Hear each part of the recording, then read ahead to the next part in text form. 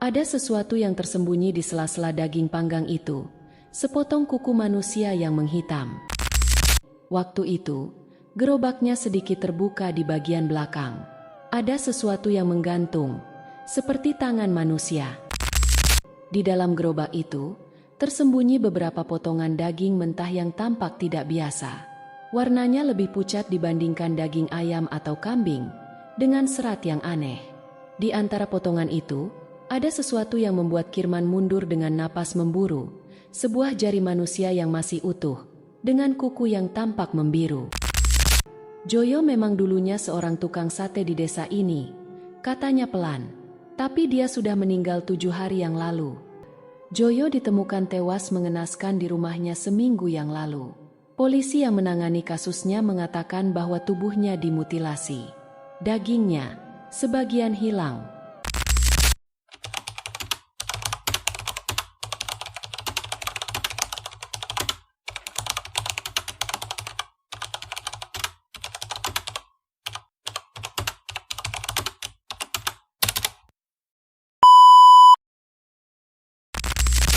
Malam itu, angin berhembus pelan menyusuri jalan-jalan sempit desa Sukamulya, sebuah desa kecil yang jauh dari hiruk-pikuk kota.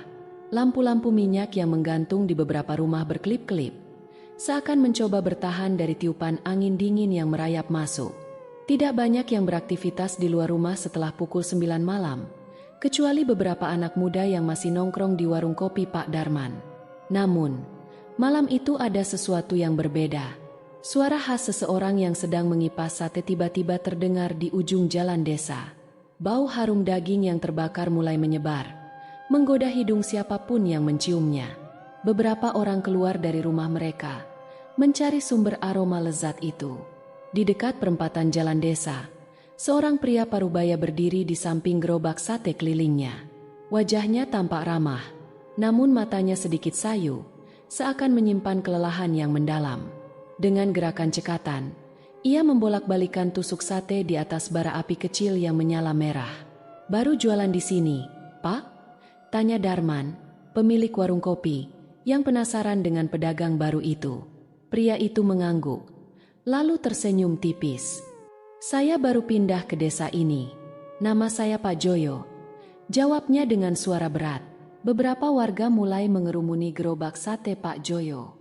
Harga satenya sangat murah, jauh lebih murah dibandingkan sate yang biasa dijual di pasar. Selain itu, aroma dan tampilannya begitu menggoda. Dalam waktu singkat, beberapa orang langsung membeli. Satenya enak, dagingnya empuk, puji seorang pemuda setelah mencicipi satu tusuk.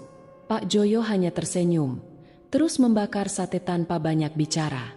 Matanya sesekali menatap lurus ke jalanan gelap di seberang perempatan, seakan mengawasi sesuatu. Malam itu, sate Pak Joyo laris manis. Warga desa mulai menyukainya, dan tanpa disadari, keberadaannya mulai menjadi bagian dari rutinitas malam di Sukamulya. Namun, ada satu hal yang janggal. Tidak ada yang pernah melihat dari mana Pak Joyo datang dan kemana dia pergi setelah selesai berjualan. Tak ada satupun warga yang menaruh curiga pada awalnya. Semua orang hanya terbuai oleh kelezatan sate murah yang ia jual. Namun, mereka tidak tahu bahwa kedatangan Pak Joyo adalah awal dari sesuatu yang mengerikan. Sudah hampir seminggu sejak Pak Joyo mulai berjualan di desa Sukamulya. Setiap malam, tepat pukul 9, ia datang tanpa suara, seolah-olah muncul begitu saja dari kegelapan. Seperti biasa, wangi sate yang dibakarnya menyebar ke seluruh penjuru desa, menarik para warga keluar dari rumah mereka. Namun, beberapa orang mulai merasakan sesuatu yang aneh. Malam itu, Darto, seorang petani tua yang sering membeli sate Pak Joyo, tiba-tiba terbangun dari tidurnya dengan tubuh penuh keringat. Napasnya tersengal, matanya liar menatap sekeliling kamar yang gelap. Ada sesuatu yang terasa salah. Mimpi yang baru saja dialaminya begitu nyata, seakan benar-benar terjadi. Dalam mimpinya, ia melihat Pak Joyo berdiri di depan rumahnya, tersenyum dengan bibir pucat. Di tangan tukang sate itu, ada sebilah pisau tajam yang masih meneteskan darah segar. Di belakangnya, tampak beberapa sosok gelap berdiri diam. Tubuh mereka bergetar aneh seperti bayangan yang terdistorsi. Darto menggelengkan kepala, mencoba mengusir rasa takut yang masih menyelimutinya. Ia menyalakan lampu minyak, lalu duduk di tepi ranjang. Cuma mimpi, gumamnya pelan. Namun, entah mengapa, dadanya terasa berat, seolah ada sesuatu yang mengawasi dari luar jendela. Keesokan harinya, bukan hanya Darto yang mengalami hal serupa. Beberapa warga desa mengaku mengalami mimpi buruk setelah makan sate Pak Joyo. Wajah-wajah pucat dengan mata kosong muncul dalam mimpi mereka, berbisik dengan suara yang nyaris tak terdengar. "Aku juga mimpi aneh semalam," kata Kirman, seorang pemuda desa, saat duduk di warung kopi Pak Darman. "Dalam mimpi itu, aku melihat gerobak sate Pak Joyo, tapi daging yang ditusuk di sana bukan daging biasa. Aku yakin itu potongan tangan manusia." Para warga yang mendengar cerita Kirman saling berpandangan. Mereka tertawa kecil, mencoba menganggap itu hanya lelucon. Namun, jauh di dalam hati, mereka mulai merasa ada yang tidak beres. Malam berikutnya, beberapa orang sengaja mengamati gerobak Pak Joyo lebih seksama. Mereka memperhatikan gerak-geriknya, mencoba mencari sesuatu yang aneh. Namun, seperti biasa, pria itu hanya membakar sate dengan tenang, sesekali melayani pelanggan dengan senyum tipisnya. Tapi ada satu hal yang membuat mereka bergidik. Sejak pertama kali datang, tidak ada yang pernah melihat Pak Joyo makan atau minum sedikit pun. Bahkan ketika warung kopi Pak Darman menawarkan segelas teh hangat, ia hanya menggeleng pelan dan kembali fokus memanggang satenya. Malam semakin larut, dan satu persatu warga kembali ke rumah mereka. Namun, di sudut desa yang remang, seorang anak kecil menatap sisa tusuk sate di tangannya dengan ekspresi bingung. Ia membolak-balikan sepotong daging yang tersisa, sebelum tiba-tiba berlari pulang dengan wajah ketakutan. Malam itu, hujan turun rintik-rintik, membasahi jalanan tanah desa Sukamulya. Udara terasa lebih dingin dari biasanya, membuat orang-orang enggan berlama-lama di luar rumah. Namun, di sudut desa, seorang anak kecil bernama Andi masih terduduk di depan rumahnya, memandangi tusuk sate yang tersisa di tangannya. Ada sesuatu yang aneh dengan daging sate itu. Awalnya, ia tidak begitu memperhatikan. Namun setelah menggigit separuhnya, lidahnya menangkap tekstur yang berbeda dari biasanya. Daging itu lebih kenyal, dan semakin lama dikunyah, semakin terasa aneh. Seperti bukan daging ayam atau kambing yang biasa ia makan. Penasaran, Andi membalik potongan daging terakhir ditusuknya. Saat itulah matanya membelalak. Ada sesuatu yang tersembunyi di sela-sela daging panggang itu, sepotong kuku manusia yang menghitam. Jantungnya berdegup kencang. Tangannya gemetar saat ia menjatuhkan tusuk sate itu ke tanah. Ia ingin berteriak, tapi tenggorokannya terasa tercekat. Dengan langkah tergesa, Andi berlari masuk ke dalam rumah, menutup pintu rapat-rapat. Keesokan paginya, dengan wajah pucat, Andi menceritakan apa yang ia temukan kepada ibunya. Awalnya, sang ibu mengira Andi hanya berhayal. Namun, ketika anak itu menunjukkan potongan daging yang masih tersisa di tanah halaman rumah mereka, wajah sang ibu seketika berubah tegang. Berita ini segera menyebar ke seluruh desa. Orang-orang mulai saling berbicara, membandingkan pengalaman mereka. Beberapa warga yang masih menyimpan sate Pak Joyo di dapur mulai memeriksanya lebih teliti. Dan yang mereka temukan membuat bulu kuduk berdiri. Beberapa potongan daging memiliki serat yang berbeda, bahkan ada yang tampak seperti bagian kecil dari kulit manusia yang gosong terbakar. Panik mulai menyelimuti desa.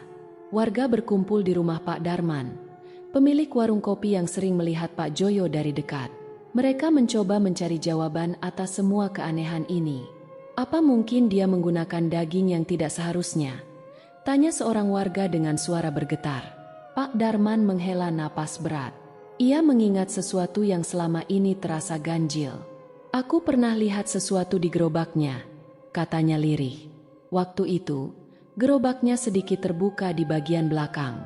Ada sesuatu yang menggantung, seperti tangan manusia. Kerumunan warga terdiam. Suasana menjadi semakin mencekam. "Kita harus mencari tahu siapa dia sebenarnya," ujar Kirman, pemuda desa yang dulu bermimpi buruk setelah makan sate itu. "Dari mana dia datang? Siapa yang mengenalnya?" Mereka saling berpandangan, dan saat itulah mereka menyadari sesuatu. Tidak ada satupun yang tahu dari mana Pak Joyo berasal. Ia datang begitu saja, tanpa ada yang mengenalnya sebelumnya. Malam semakin mendekat. Warga desa mulai ketakutan, tapi mereka tahu satu hal. Mereka tidak bisa membiarkan hal ini berlalu begitu saja. Mereka harus menyelidikinya. Malam itu, suasana desa Sukamulya terasa lebih sunyi dari biasanya. Angin berhembus dingin, menyusup ke celah-celah rumah kayu, membawa serta kegelisahan yang menggantung di benak para warga. Sejak kabar tentang sate Pak Joyo yang mencurigakan menyebar, banyak orang memilih untuk mengunci diri di dalam rumah, enggan keluar meski hanya sekadar duduk di teras. Namun, di rumah Pak Darman, sekelompok warga berkumpul dengan wajah tegang. Mereka tidak bisa tinggal diam. Terlalu banyak keanehan yang terjadi, dan mereka merasa ada sesuatu yang harus diungkap. Kita harus tahu siapa sebenarnya Pak Joyo, ujar Kirman dengan nada serius. Kalau perlu, kita cari tahu dari mana dia mendapatkan daging untuk satenya. Beberapa warga mengangguk setuju. Mereka sepakat untuk menyelidiki gerobak sate Pak Joyo malam ini saat ia sedang berjualan.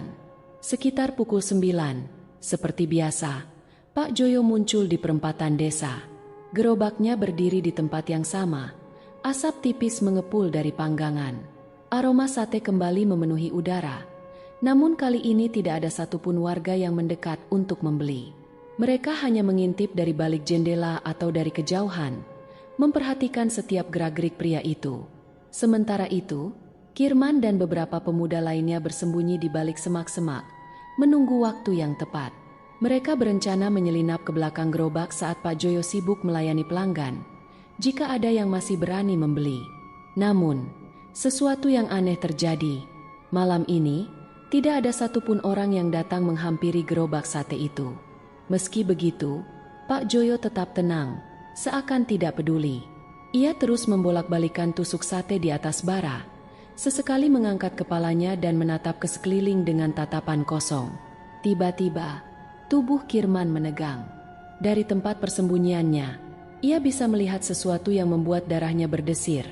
Bayangan Pak Joyo di tanah tampak berbeda dari seharusnya. Bentuknya tidak sesuai dengan gerakan tubuhnya, seolah-olah bayangan itu hidup sendiri, melayang-layang dengan gerakan yang tidak wajar. Lihat itu, bisik Kirman pada Darto, yang bersembunyi di sampingnya. Darto menelan ludah. Kita harus pergi sekarang. Namun, Kirman tidak mau menyerah. Ia memberi isyarat kepada teman-temannya untuk bersiap. Saat dirasa aman, ia merayap pelan mendekati bagian belakang gerobak. Tangannya gemetar saat ia meraba-raba kain terpal yang menutupi sebagian gerobak itu. Dengan hati-hati, ia mengangkat sedikit kain tersebut, berharap menemukan petunjuk. Namun, apa yang dilihatnya membuatnya hampir menjerit.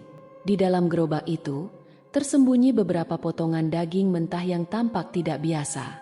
Warnanya lebih pucat dibandingkan daging ayam atau kambing, dengan serat yang aneh. Di antara potongan itu, ada sesuatu yang membuat Kirman mundur dengan napas memburu, sebuah jari manusia yang masih utuh, dengan kuku yang tampak membiru. Kirman buru-buru menutup kembali kain terpal dan merayap mundur. Hatinya berdegup kencang. Ia memberi isyarat kepada Darto dan teman-temannya untuk pergi. Mereka tidak bisa berlama-lama di sana, takut jika Pak Joyo menyadari keberadaan mereka. Begitu mereka merasa cukup jauh, mereka berlari sekencang mungkin menuju rumah Pak Darman. Setibanya di sana, Kirman langsung menceritakan apa yang ia lihat. Wajah-wajah di ruangan itu langsung berubah pucat. Beberapa orang sampai memegang dada mereka, berusaha menenangkan napas yang memburu. Berarti benar, daging itu bukan daging biasa, ujar Pak Darman dengan suara bergetar. Lalu, kalau itu bukan daging ayam atau kambing, kata salah satu warga dengan nada takut. Dari mana Pak Joyo mendapatkannya? Ruangan itu hening sejenak. Semua orang memikirkan hal yang sama, namun tak ada yang berani mengatakannya dengan lantang. Kita harus mencari tahu siapa dia sebenarnya, kata Darto akhirnya. Dan kita harus melakukannya sebelum ada orang lain yang menjadi korban. Malam itu, ketakutan menyelimuti desa Sukamulya. Namun satu hal sudah pasti, Pak Joyo bukan orang biasa. Pagi itu, Desa Sukamulya tidak seperti biasanya. Para warga tidak lagi bercakap-cakap santai di depan rumah atau pergi ke sawah dengan wajah ceria. Mereka lebih banyak berdiam diri, sesekali berbisik dengan raut ketakutan. Berita tentang temuan Kirman dan teman-temannya sudah menyebar luas. Pak Darman, yang selama ini dianggap sebagai sesepuh desa, mengambil inisiatif untuk mencari tahu siapa sebenarnya Pak Joyo. Bersama Kirman, Darto, dan beberapa warga lainnya, mereka pergi ke balai desa untuk mencari informasi. Mereka mulai dengan menanyakan kepada kepala desa, Pak Rahmat. Namun, pria tua itu hanya menggeleng. "Aku tidak pernah mendengar ada yang bernama Joyo tinggal di sini," ujarnya bingung. "Kalau dia pendatang baru, harusnya dia lapor ke saya." Tapi tidak ada yang pernah melaporkan kedatangan pedagang sate itu. Warga semakin bingung. Jika benar Pak Joyo bukan penduduk desa, lalu dari mana ia berasal? Tak ingin menyerah, Kirman mengusulkan agar mereka bertanya ke desa sebelah. Beberapa warga setuju dan berangkat ke sana. Setibanya di desa tetangga, mereka langsung menemui kepala desa setempat. Begitu nama Joyo disebut, ekspresi kepala desa itu langsung berubah tegang. "Kalian bilang Joyo berjualan sate di desa kalian?" tanyanya dengan nada tak percaya. Pak Darman mengangguk. "Benar, sudah lebih dari seminggu. Ada yang aneh dengannya, dan kami ingin tahu asal-usulnya." Kepala desa menarik napas panjang sebelum akhirnya berbicara. "Joyo memang dulunya seorang tukang sate di desa ini," katanya pelan. "Tapi dia sudah meninggal 7 hari yang lalu." Ruangan mendadak sunyi. Semua yang mendengar pernyataan itu merinding. Bulu kuduk mereka berdiri. Pak Rahmat menelan ludah. "Maksud Anda, bagaimana bisa?" Kepala desa mengangguk perlahan sebelum melanjutkan. "Joyo ditemukan tewas mengenaskan di rumahnya seminggu yang lalu. Polisi yang menangani kasusnya mengatakan bahwa tubuhnya dimutilasi. Dagingnya sebagian hilang." Suasana semakin mencekam. "Yang lebih mengerikan," lanjut kepala desa, suaranya bergetar, "pembunuhnya sampai sekarang belum ditemukan." Kirman dan warga desa Sukamulya saling berpandangan. Wajah mereka dipenuhi ketakutan. Jika Joyo sudah meninggal, lalu siapa yang selama ini berjualan sate di desa mereka? Tanpa menunggu lebih lama, mereka bergegas kembali ke Sukamulya. Sesampainya di desa, mereka segera mengumpulkan warga untuk memberitahu apa yang mereka ketahui. Saat itu juga, keputusan dibuat. Mereka harus menghentikan Pak Joyo. Malam itu, tidak ada satupun warga yang keluar rumah. Semua pintu dan jendela tertutup rapat. Namun, di perempatan desa, gerobak sate Pak Joyo masih berdiri seperti biasa, dengan asap tipis mengepul ke langit malam. Seseorang yang seharusnya sudah mati, masih berdiri di sana, memanggang sate dengan tenang. Malam itu, Kirman, Darto, dan beberapa pemuda desa mengintai dari balik semak-semak. Mereka sudah sepakat untuk menghadapi Pak Joyo malam ini, memastikan bahwa sosok itu bukan manusia biasa. Semakin lama mereka mengamati, semakin jelas ada yang tidak beres. Pak Joyo berdiri diam di samping gerobaknya. Tangannya tetap sibuk membolak-balik sate. Tiba-tiba, Pak Joyo mengangkat kepalanya. Matanya yang hitam pekat menatap lurus ke arah tempat mereka bersembunyi. Mereka menahan napas. Tanpa peringatan, lampu-lampu minyak di desa mulai berkedip, lalu padam bersamaan. Seketika, kegelapan menyelimuti desa Sukamulya. Suasana menjadi begitu sunyi. Lalu terdengar suara. Suara itu bukan berasal dari mulut Pak Joyo. Suaranya bergaung dari berbagai arah, seakan-akan berasal dari langit, tanah, dan udara di sekitar mereka. Suara itu dalam, serak, dan menggema, membuat bulu kuduk mereka berdiri. Tiba-tiba, sesuatu bergerak dari balik gerobak sate. Kirman menajamkan mata, mencoba melihat dalam kegelapan. Apa yang muncul dari balik gerobak itu membuatnya hampir berteriak.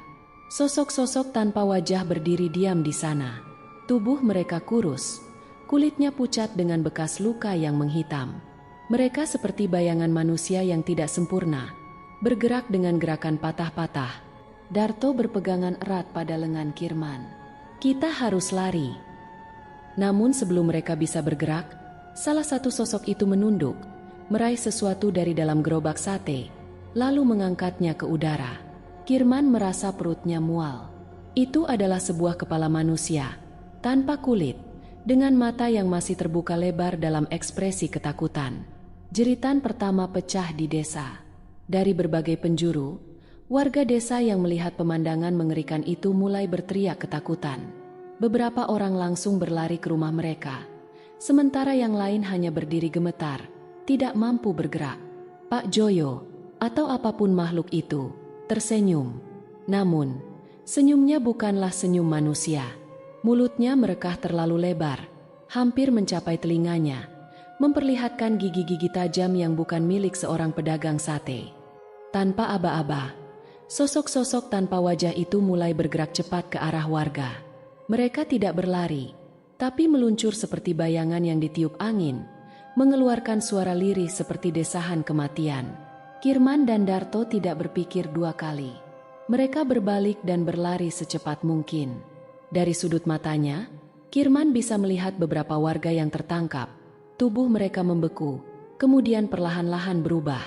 Kulit mereka menghitam, mata mereka menghilang, dan tubuh mereka mengejang sebelum akhirnya berdiri dengan gerakan kaku, menjadi sosok tanpa wajah seperti yang lain. Suasana desa Sukamulya berubah menjadi neraka. Jeritan ketakutan menggema di setiap sudut, bercampur dengan suara langkah kaki yang berpacu dalam kepanikan. Warga berlarian mencari perlindungan, mengunci diri di rumah masing-masing, berharap teror ini segera berlalu.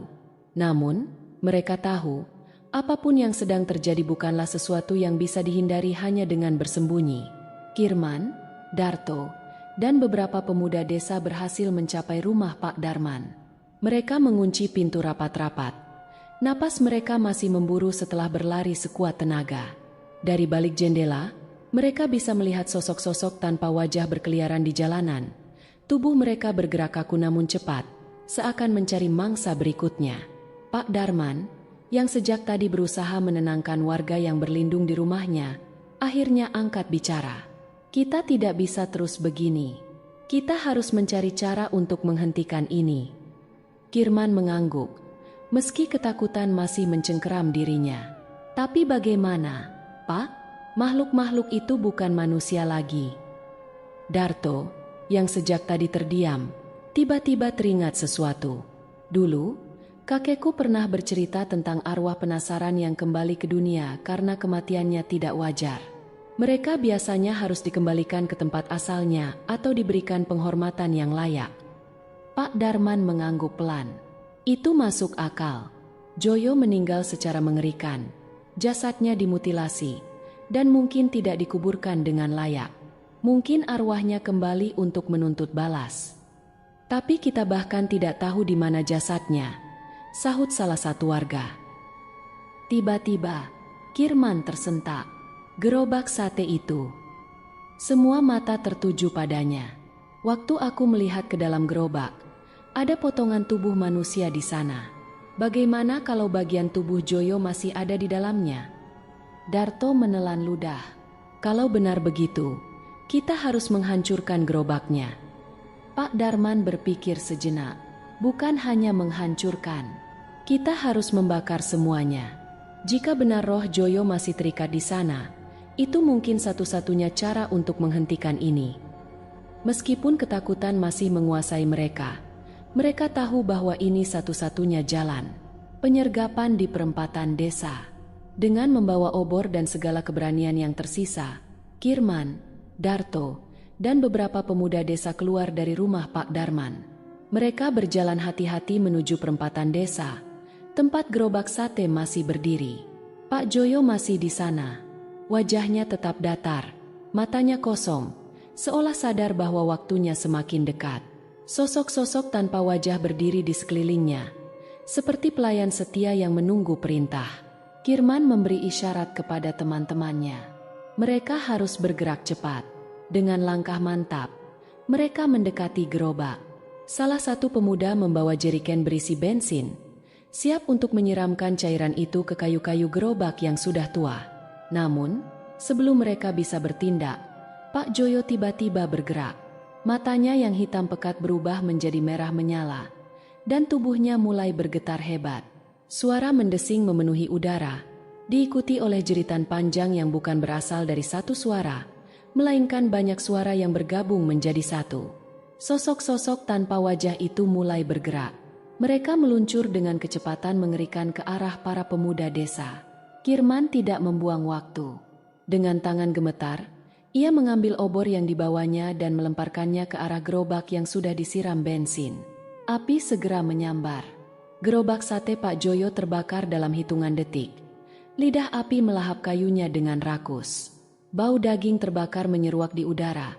Tetapi bau itu bukan aroma sate, melainkan bau anyir yang begitu menyengat hingga membuat mereka mual.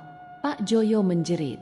Tubuhnya bergetar semakin hebat, seolah-olah ada sesuatu yang merobek dirinya dari dalam. Sosok-sosok tanpa wajah juga mulai melengking. Tubuh mereka mengejang sebelum satu persatu menghilang menjadi kepulan asap hitam. Para pemuda desa terus mundur, menyaksikan api yang semakin membesar. Lalu, tepat sebelum gerobak itu runtuh, Pak Joyo menatap Kirman untuk terakhir kalinya. Kali ini, bukan dengan mata penuh kebencian, tetapi dengan tatapan yang anehnya, pasrah. Sesaat kemudian, tubuhnya mencair seperti lilin yang meleleh dalam kobaran api, sebelum akhirnya menghilang sepenuhnya. Lalu, keheningan kembali menyelimuti desa. Setelah api padam, ketika matahari mulai terbit, warga desa keluar dari rumah mereka, melihat sisa-sisa gerobak yang sudah menjadi abu. Tidak ada lagi tanda-tanda Pak Joyo atau makhluk-makhluk mengerikan itu. Pak Darman menghela napas panjang. Semoga ini benar-benar berakhir. Kirman memandang langit yang mulai cerah, mencoba meyakinkan dirinya bahwa teror ini sudah berlalu. Namun, jauh di dalam hati, ia tahu beberapa hal tidak pernah benar-benar hilang. Meskipun desa kembali sunyi, hawa aneh masih terasa menggantung di udara, seperti ada sesuatu yang belum sepenuhnya pergi. Pak Darman berdiri di tengah kerumunan. Wajahnya tampak serius. Meskipun gerobaknya sudah hancur, aku tidak yakin roh Joyo benar-benar pergi. Kita harus meminta bantuan seseorang yang mengerti hal seperti ini. Semua orang terdiam, lalu mengangguk setuju. Akhirnya, Kirman, Darto, dan beberapa pemuda desa ditugaskan untuk pergi ke desa sebelah mencari seorang dukun yang dikenal memiliki kemampuan mengusir roh jahat. Menjelang sore, mereka tiba di rumah Mbah Surti, seorang perempuan tua yang terkenal sebagai dukun sakti. Rumahnya kecil dan dipenuhi aroma dupa yang menusuk. Begitu mereka menceritakan apa yang terjadi, raut wajah Mbah Surti berubah serius. "Kalian sudah membuat kesalahan dengan membakar gerobaknya," katanya pelan. Matanya menatap tajam. Roh yang meninggal dengan tidak wajar tidak akan langsung hilang hanya karena tempat bersemayamnya dihancurkan.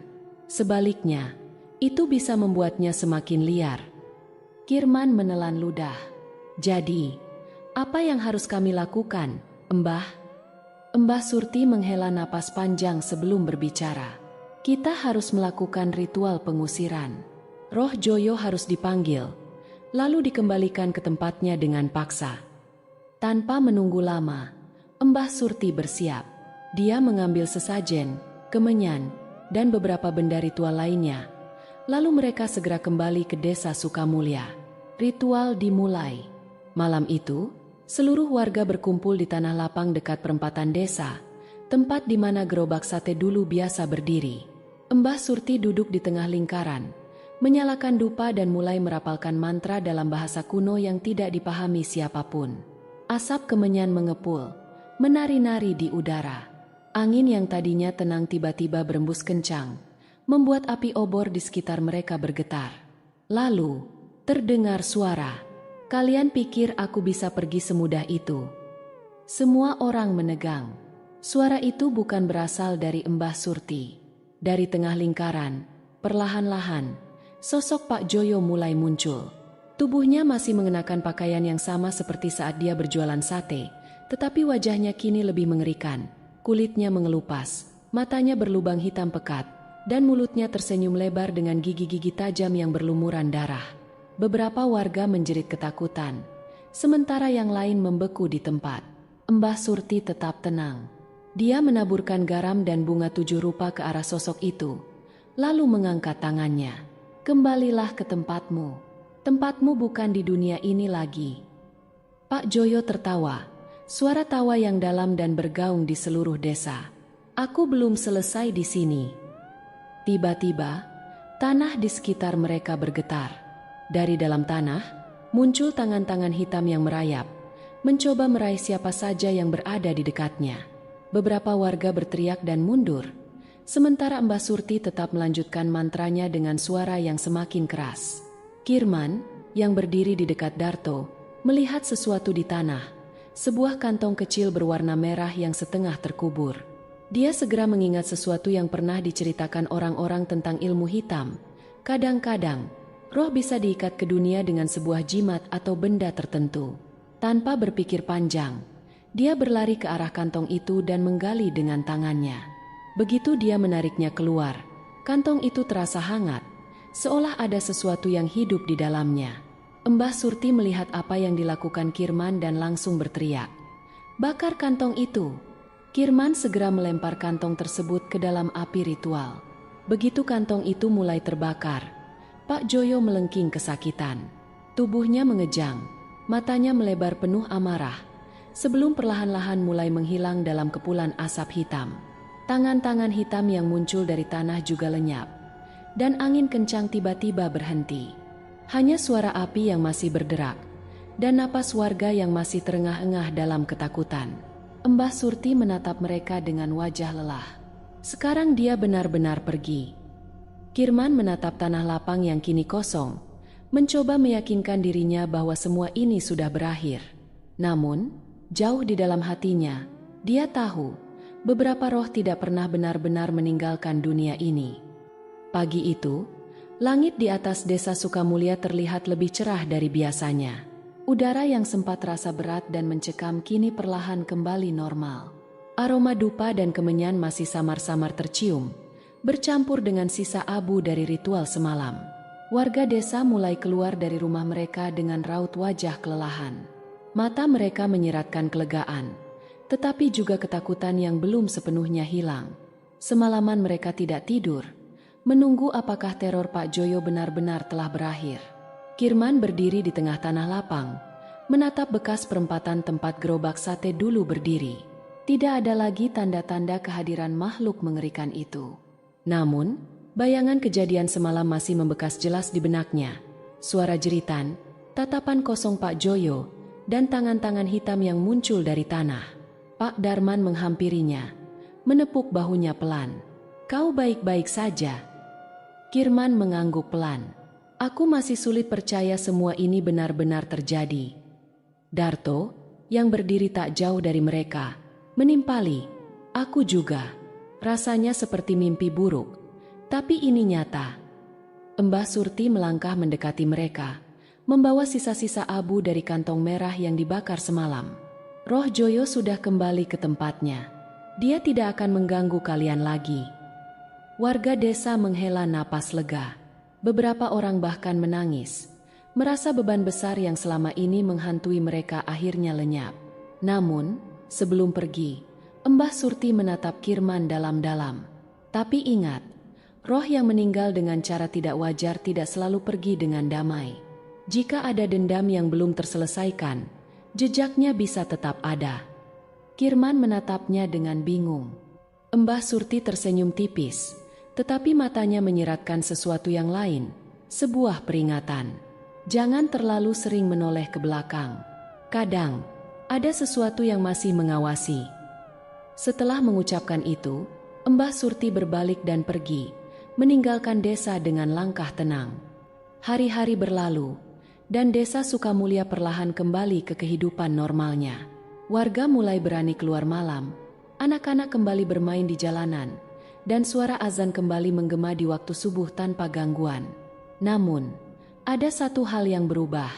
Sejak kejadian itu, tidak ada lagi yang berani membuka usaha sate keliling di desa. Perempatan tempat gerobak sate dulu berdiri kini dibiarkan kosong, seolah-olah semua orang sepakat untuk tidak menyentuhnya lagi. Kirman dan Darto sering berjalan melewati tempat itu, hanya untuk memastikan semuanya benar-benar sudah berakhir. Setiap kali mereka berdiri di sana, mereka merasa ada sesuatu yang mengawasi mereka, entah hanya perasaan, atau mungkin sesuatu yang masih tersisa. Suatu malam, saat Kirman sedang dalam perjalanan pulang, dia melewati perempatan itu seorang diri. Angin dingin bertiup perlahan, membawa suara samar dari kejauhan. Suara gemerisik arang yang terbakar. Kirman berhenti, jantungnya berdebar kencang. Dia menatap sekeliling, mencari sumber suara. Namun, jalanan kosong, tidak ada siapapun di sana. Dia menelan ludah, lalu mempercepat langkahnya, mencoba mengabaikan perasaan tidak nyaman yang tiba-tiba menyelimutinya. Namun, sebelum dia benar-benar pergi, terdengar bisikan pelan di telinganya. "Sate, masih hangat." Kirman berlari tanpa menoleh ke belakang. Melalui kisah ini, kita belajar bahwa kejahatan yang tidak terselesaikan bisa meninggalkan jejak yang tak mudah hilang. Arwah yang meninggal dengan cara tragis seringkali tidak pergi dengan tenang, dan terkadang mereka kembali untuk menuntut keadilan atau sekadar menuntaskan dendam. Namun, meskipun teror sudah berakhir, bayangannya mungkin masih tersisa. Ada hal-hal yang sebaiknya tidak diusik, dan ada tempat-tempat yang lebih baik dibiarkan kosong. Karena siapa yang tahu, mungkin di suatu tempat ada seseorang yang masih berbisik dalam gelap, "Sate, masih hangat." Terima kasih telah mengikuti cerita ini sampai akhir. Jika suatu saat Anda bertemu dengan tukang sate yang terasa aneh, mungkin ada baiknya bertanya dalam hati, benarkah dia masih hidup?